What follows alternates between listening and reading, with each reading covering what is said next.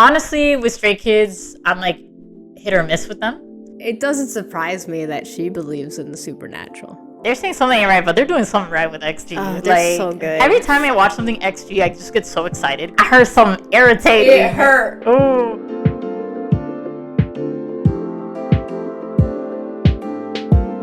Hey guys, what's up? It's me, Nat. I'm Amanda. And we are K-Junkies. We are. Here we are trying to do Talk That again. Our Talk That K-pop podcast. I feel like now that we have a new vision and we've kind of talked about it and what we want to do with the channel in general, I feel like we could possibly keep this as a regular thing. And hopefully if you guys watch and like it a lot, it'll, give us the motivation, because we don't want to stop YouTube altogether. We do want to keep doing stuff like K-pop wise. We just kind of got tired of reactions. And, we like to discuss about K-pop news and songs that came out and certain opinions on the K-pop news. And the current plan is to make this our most regular segment. Just do Talk That, since we don't really want to we have reactions and we have this, that, whatever. We're gonna do mostly Talk That, hopefully every week.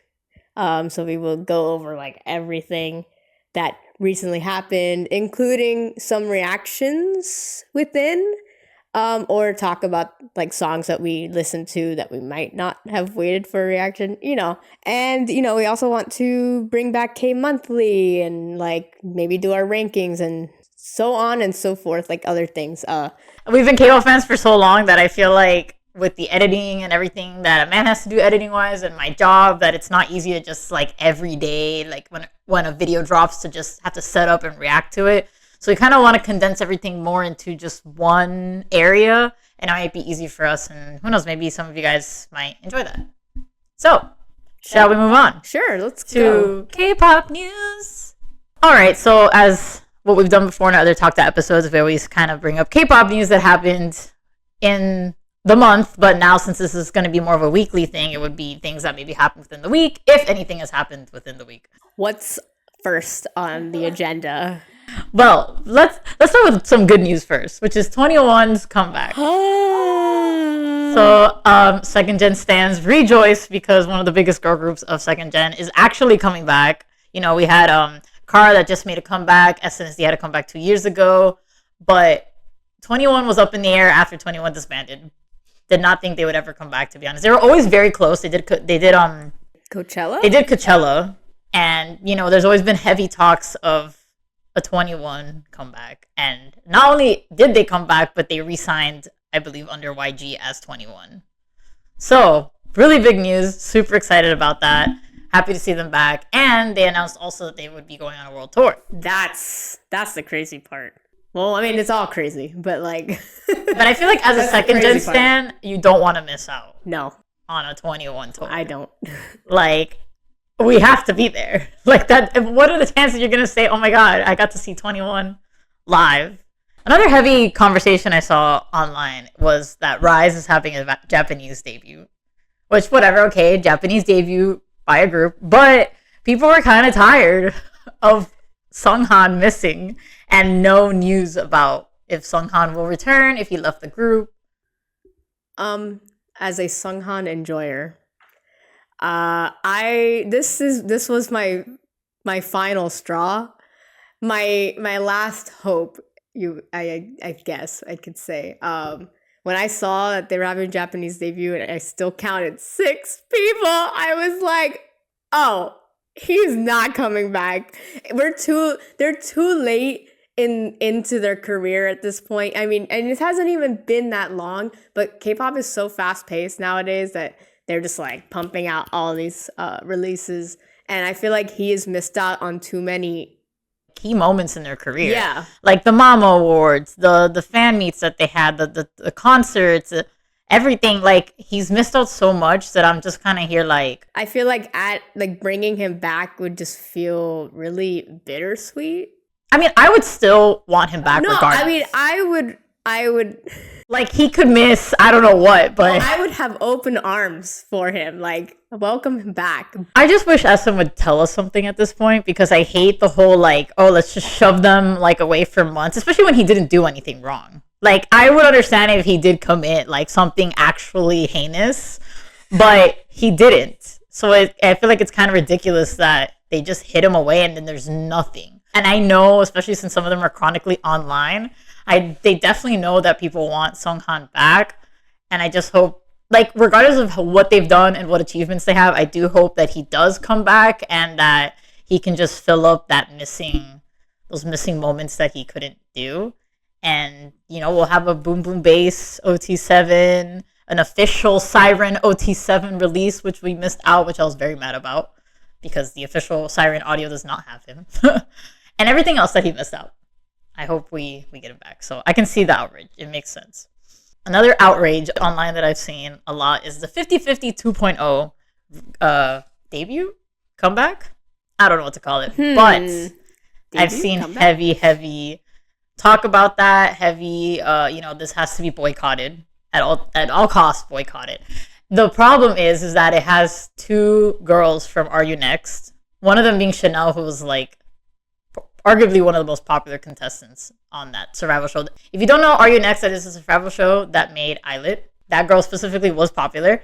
And now a lot of people are just really disappointed that she possibly chose 50/50 to re-debut in because it hasn't been confirmed yet. But from the teaser video and the screenshots, it looks like it is her because she has a very distinguishable face, like features. And yeah, I mean, I agree. I don't think you should support. I don't support it.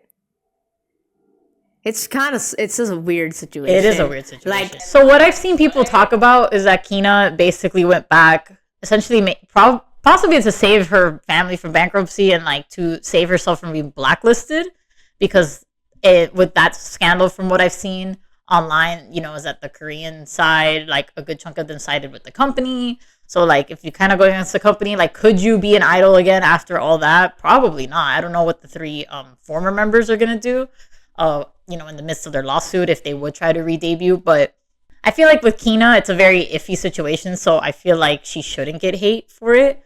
But it sucks that you can't feel like you can support 50/50. I feel like if they just debuted a new group, like if they were like, Kina's gonna re-debut with a whole name, like a new group, maybe. But even then, you don't want to support that company. Would have been a better idea. Oh, for sure. Well. With the background that company has with 50/50, like I just feel like it's a choice. I mean, I personally don't see the point in re-debuting 50/50 because I'm pretty sure whatever fame that they had. Oh yeah, it's already fell off. Probably because K-pop fans and like the general public, they get over things so quickly.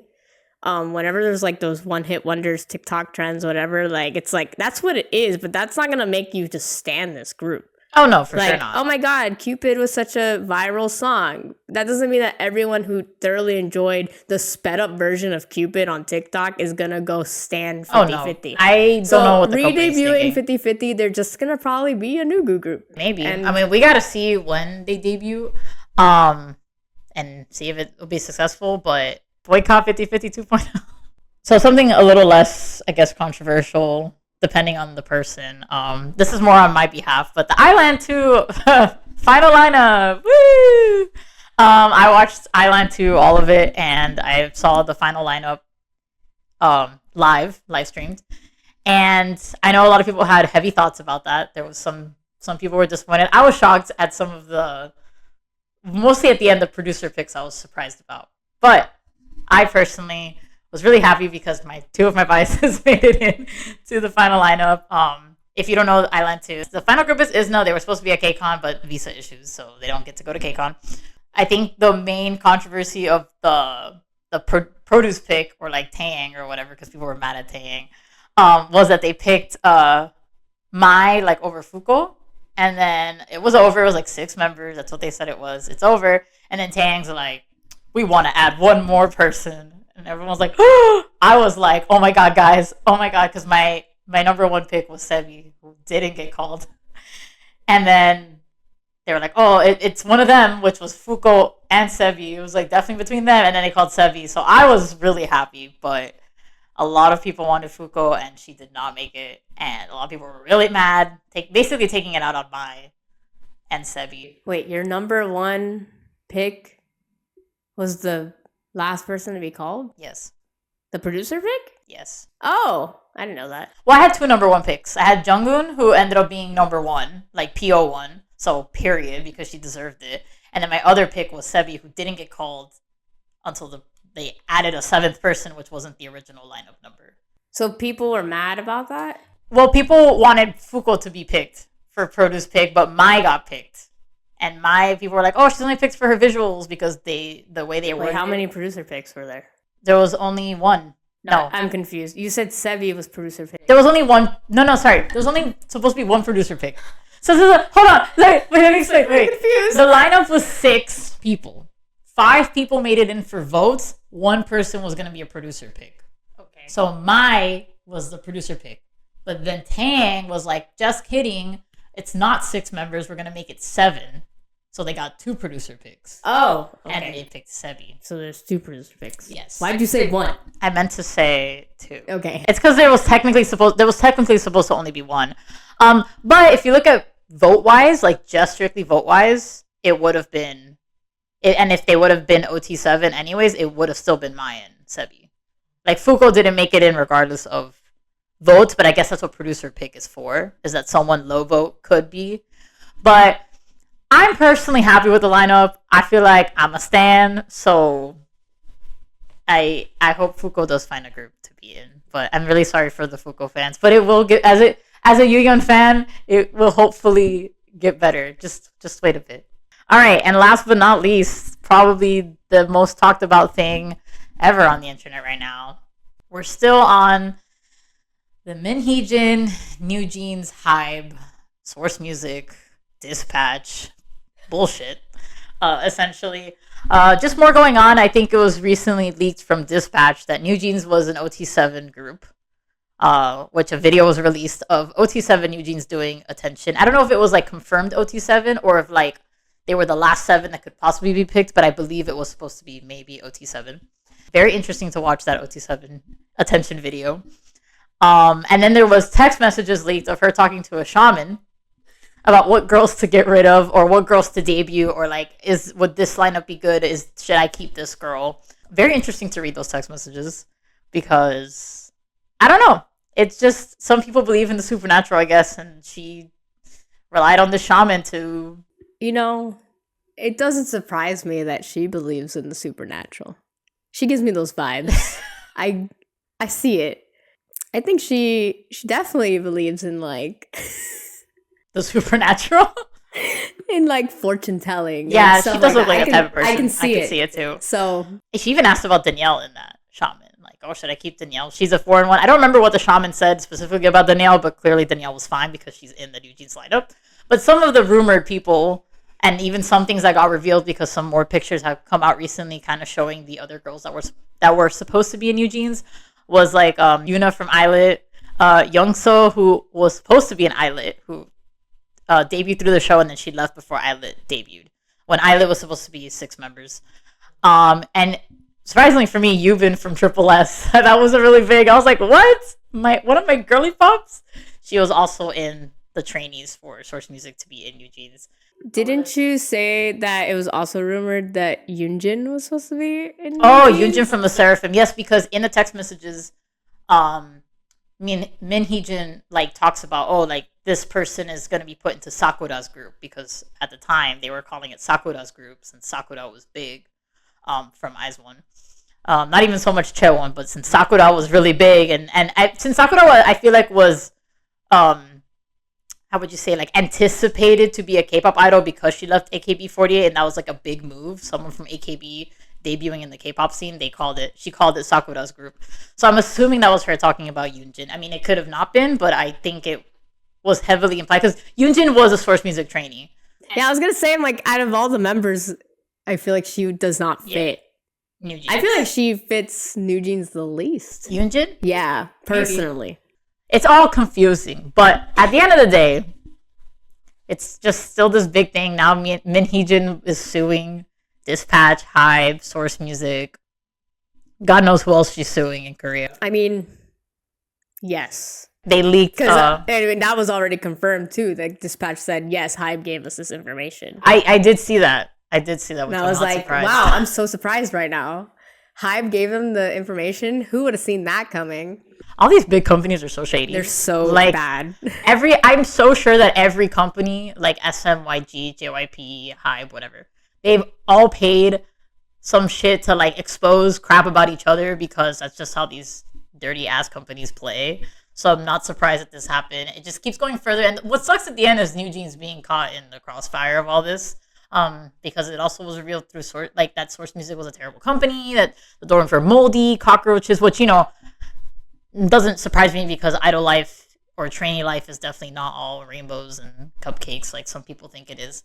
Yeah, I guess we'll see maybe in the next talk that I wouldn't be surprised if we talk more about updates of that, because I'm so sure that this is going to be an ongoing thing for a long time. A lot of bullshit just always goes on in the K-pop world. Am I right? What do you have to say? No thoughts. Moving on to song releases. Obviously, we mentioned in the beginning that we kind of cut back on reactions, so we did miss out on a lot of releases. Since I think our last reaction was Girls Never Die. Yeah. I believe. Yes. Which we died. We, the girls. In fact, died. So we're not going to talk about everything that's come out, but we're going to talk about things that came out like recently, like maybe this week or last week, just to kind of get a start on certain things. Maybe we could throw in some songs that we want to shout out, but Stray Kids came out with Chick Chick Boom. They sure did. And honestly, with Stray Kids, I'm like hit or miss with them. You know, like S-Class and La La La wasn't like my favorite thing ever. I mean, I could like maybe vibe to it if it plays, but it's not in the playlist. It's not there. It is not.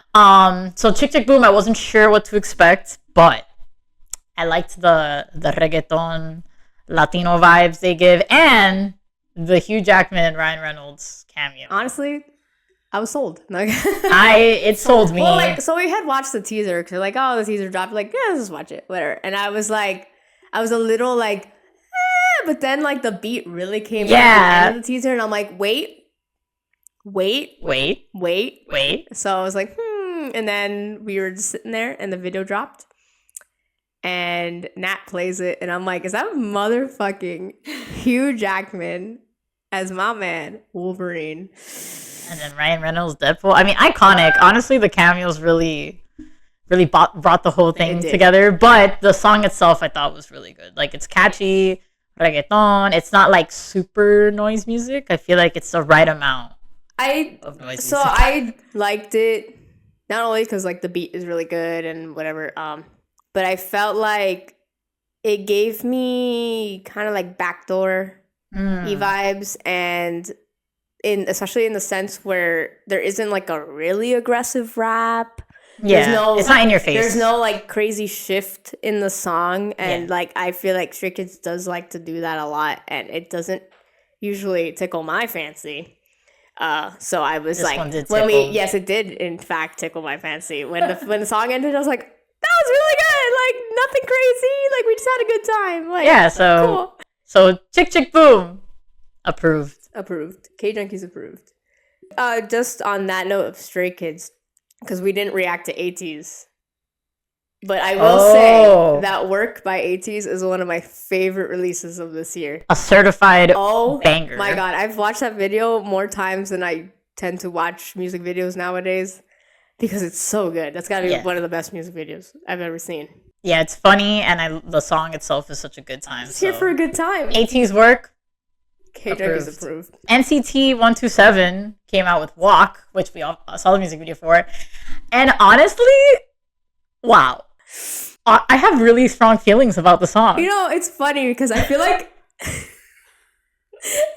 ATEEZ, Stray Kids, and NCT 127, they sit at the same table, and they're like our holy trinity of, I don't know how I'm going to feel about this song. Yeah, like it could be maybe more Stray Kids. Stray Kids being the main offender.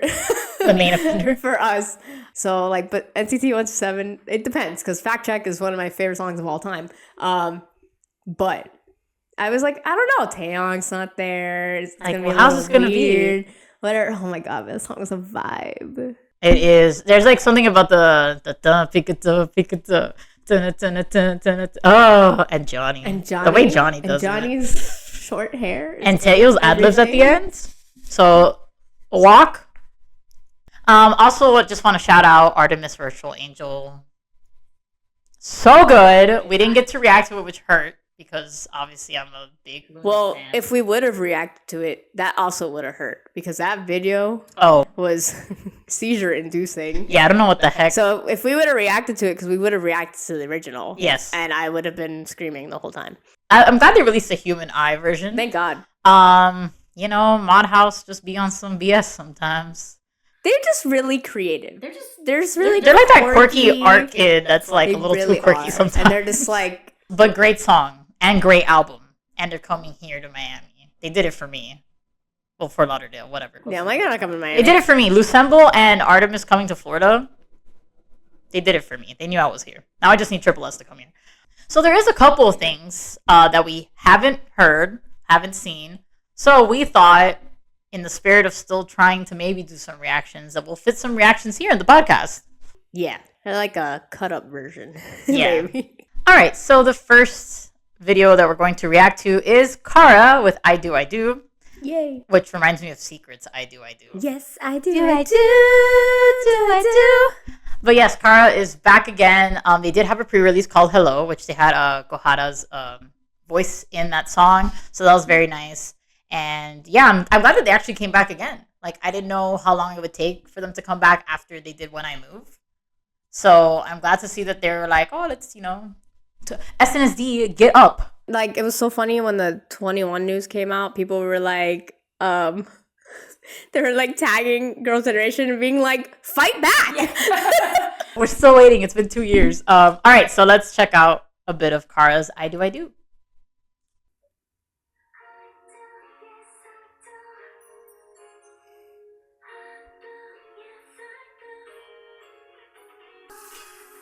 Oh. And I got a little retro there.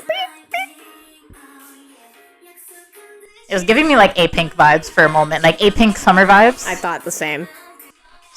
The most beautiful still. I love a good bob. Me too. A lot of bobs going on. Us and them. Oh.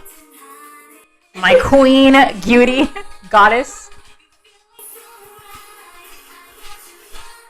Oh.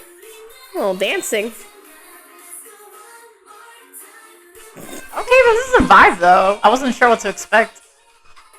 Those little like headpieces are so popular now. Really? Yeah. Yeah, like Irene wore them too. I honestly was expecting, I guess Hello was like the ballad type song, so they came out with more of a summery vibe. But it's so cute. Place your bets. Oh. Are they going to have sparklers or any sort of fireworks? I'm gonna say yes. And y'all know how much Amanda likes those. Ooh. Ooh, so glowy. I like the scenery change. I like how glowy it is. Okay, no. They are the sparklers. Ooh, the high note and then the glowing and the choreo. Alright, vocals. Vocals. Okay. Well, they proved you wrong. They didn't bring out those sparklers. No, they were just the sparklers. They said you thought, Amanda. And then they had a comment. I thought that was really cute. I liked it. Like, I didn't know what to expect for this comeback, but I liked it a lot. I'm telling you, these women don't age. No. They look like they belong in this era of K-pop, so. Now for the complete opposite. All right, so the next thing we're reacting to is KATSEYE. I think this is their official debut because their song Debut was a pre-release, if I'm not mistaken. That's ironic. Didn't really vibe with Debut that much. I honestly don't like the dance at all, especially the crotch part. There's like a wee where they kind of. Oh yeah. I don't like that part, and it has nothing to do with like them doing it. I just don't think I would like any group doing it. Like there's something off-putting about that move. And the song kind of felt flat to me. I felt like it sucks because they definitely look very talented, and I feel like they could have more of a like powerful release, and then they just weren't giving it there. I've obviously seen talk about this song online. From the teaser, I'm gonna say this from what I'm saying from the teaser, what I heard. It's giving eyelid, like TikTok eyelid vibes. That's from the teaser alone of what I heard, and I hope it's wrong because I feel like that'd be kind of disappointing if they did that. So let's see. Touch by KATSEYE.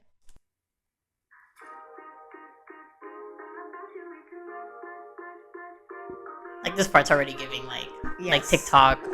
For a second, I forgot what we were watching.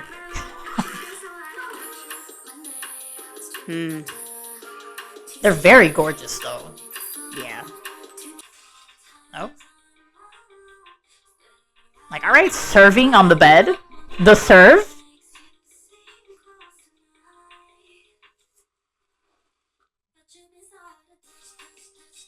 Hey, this part is what the teaser was. I love like the low-rise jeans though. They look great in those. Oh, those girls' shorts are so short. Wow. Okay, It is giving like their fits are reminding me of like kind of Spice Girls vibes. Damn, those shorts are short. Yeah.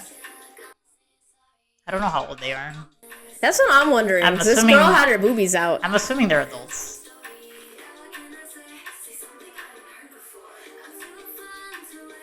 I definitely like the vibes of this more than their debut song. Like, debut. You know what I mean?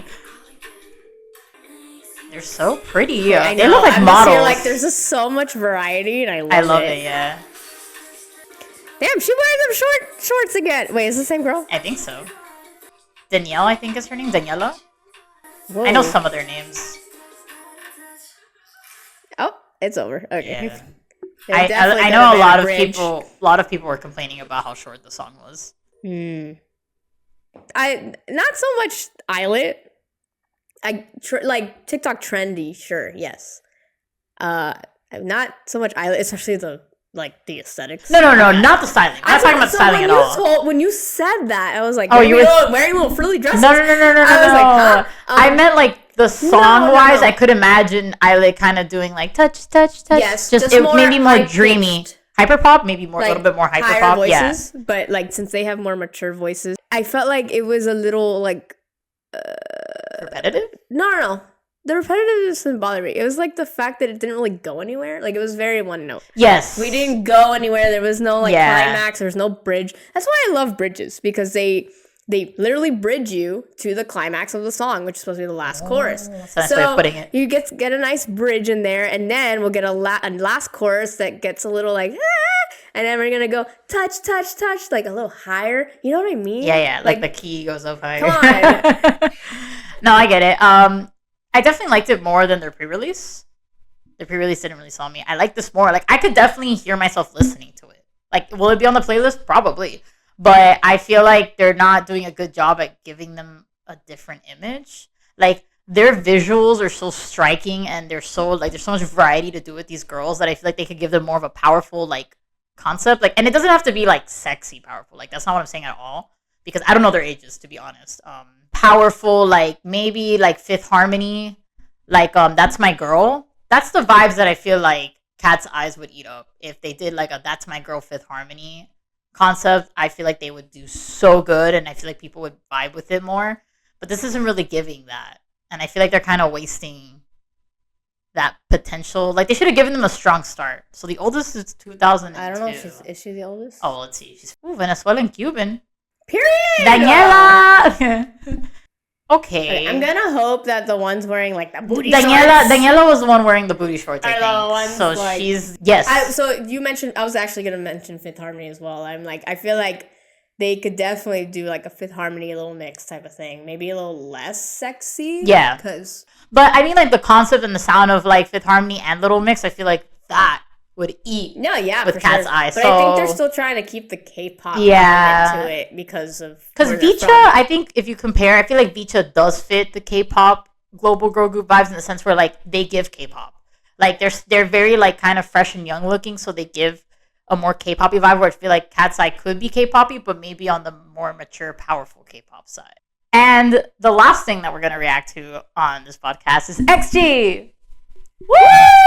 We love XG. XG, I feel like gives us hit after hit. Woke Up was so amazing. Like the raps, the styling. I'm like obsessed with Maya's rap in that song. Me too. I Like love it. she ate, but they all ate. So I'm excited for another XG release. So let's react to it.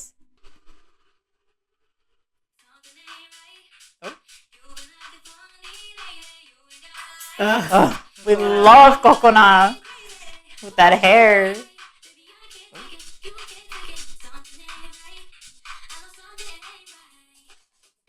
love her red hair so much. Oh, Miss Maya. I love their styling and their fashion. It's so fun. It is fun, and they pull it off. Oh, we're getting singing. Everyone's singing here. Ooh. Okay, Queen! That's my girl. It's like, I wish I could be as confident and as cool as XG.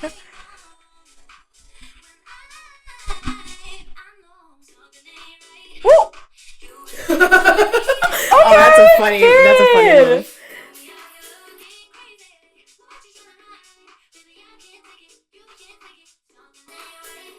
This song, the different vibes of Woke Up and then going into this, oh, we love it. The duality. God, she looks so fucking good. Hey.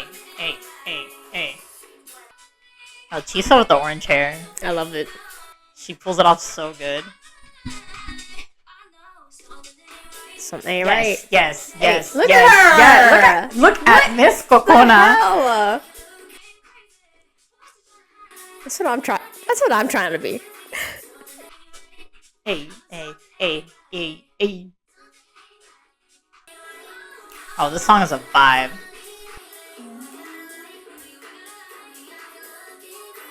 I feel like this is gonna be a good song to use when something ain't right. Like, you know what I mean? Something ain't You're just gonna always right. be like, something ain't right. Hey. Okay, but why is Maya eating it up? Like,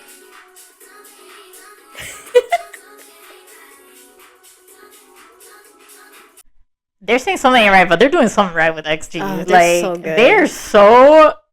Every time I watch something XG, I just get so excited because I feel like they really can't do anything wrong at this point. They really can't, and it's like even like the rap songs like are just so good too. Like, they're so talented. Like, they did something with this group. I don't know. They're lucky they found these girls because no, but like the creative director team and everything it's just phenomenal. It's so. How do they do it? Simon, what the hell? How do you do it? Simon, how do you do it? How did you do it? It was this too for me.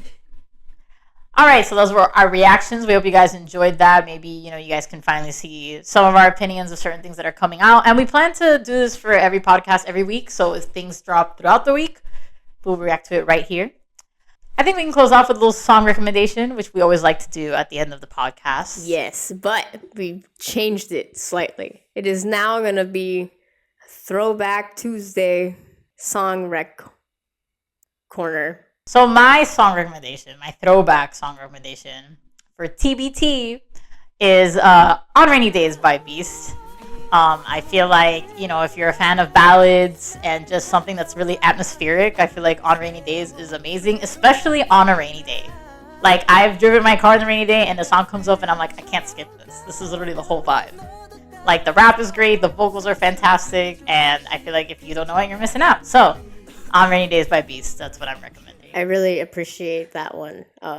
Thank you, Natalie, You're for that. Please enjoy the song. It charts whenever it's raining in Korea. It's that just shows you that you should check it out. Song. It's that song. So my song rec is gonna be not only a throwback but kind of new goo.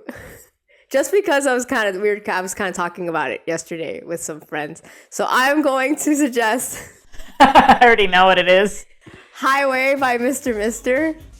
I was very passionate about this Nugu group. We were. Back in 3rd gen K-pop. And Highway it's just a banger, and I just feel like it's timeless. It's kind of the more dramatic type of song style, and I feel like we don't get songs like that very often anymore, or even at all. I don't know, unless I'm missing it. So check it out. It's okay to like songs by disbanded groups. Heavy on the Highway, Mr. Mister, because the vocal tone is so rich and deep with Mr. Mister, and especially Tae. So, yes, also a great song. All right, guys, so that wraps up our Talk That Tuesdays. That's what it is now. Talk That Tuesdays. TTT. TTT. TTT? Talk That Tuesdays. I'm like TTT. We hope you guys enjoyed, and we hope that you guys will look forward to more podcast episodes, more talking about K-pop news, about music releases, and, recommendations and other things that we bring up as well. We also have other plans to do other types of videos on our channel, like K-Countdown, K-pop games that we like to do. We always play those K-pop games on the TV, so we should definitely make more videos off of it because it's just fun. It's just record it. So yeah, we hope you guys will tune in and, you know, keep the motivation flowing. We really do want to make this a regular thing. So yeah, please look forward to those upcoming videos and make sure to follow us on Instagram, which is at k.junkies. Same on TikTok as well. And if you're not subscribed yet, make sure to subscribe to our channel for more videos like this and turn on those notifications. Don't miss out. Thank you guys. Bye.